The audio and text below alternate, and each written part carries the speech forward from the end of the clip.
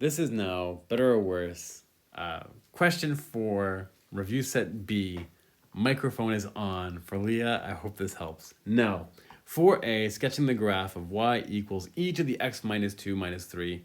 Without a calculator, it's going to require me to do some work ahead of time. So what I'm going to do is I'm going to solve B first and kind of explain this. Now, in general, as a quick reminder, and if you don't know this yet, that's quite all right because I will gladly go over this as we review these functions.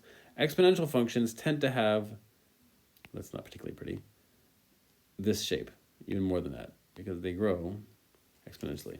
All right, now this is a general shape of an exponential function. Now, I'm going to start with B to find some more specifics here. So the limit as x approaches negative infinity of e to the x minus 2 minus 3. And here I'm just going to kind of plug in minus infinity to get a sense of what it would look. Will be the limit. Well, I'm just going to let it happen, actually.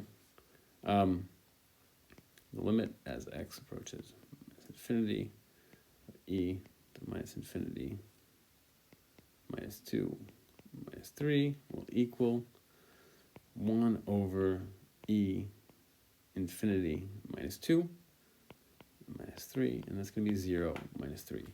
So, in other words, the limit as x approaches negative infinity of e to the x minus 2 minus 3 is minus 3. And what that means is that I've got a horizontal asymptote at x equals minus 3. So, in order to graph this, I'm going to start by graphing that.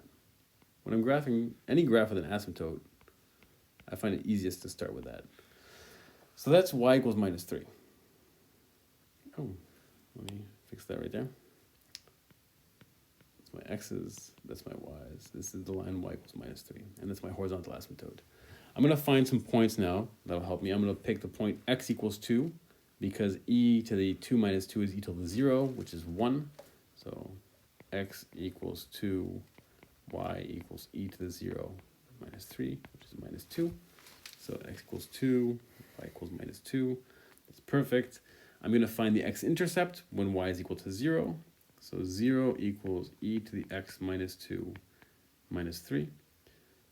E to the x minus 2 is equal to 3. Now I'm going to do logarithms, and if you haven't seen this before, or you haven't seen them in a while, don't worry about it. We'll be seeing this later on in the year. But this is how I would clean this up, and I will gladly go over this with you when we need to go over it. We've got some time. Now, this is therefore the point. I'm just declaring that this is approximately right. ln of 3 plus 2, comma 0. And this is the point 2 minus 2.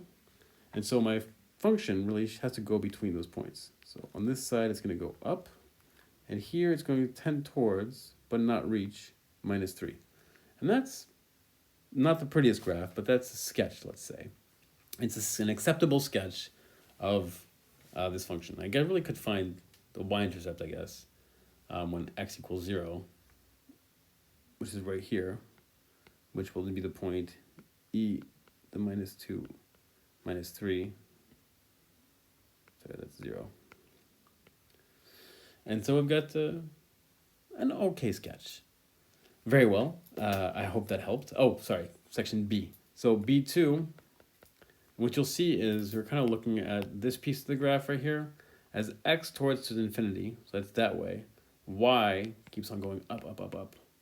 So I'm never going to have a limit. This limit does not exist, right? So the limit as x approaches infinity, x e to the x minus 2 minus 3, that's equal to infinity, which does not exist because that's got no fixed value.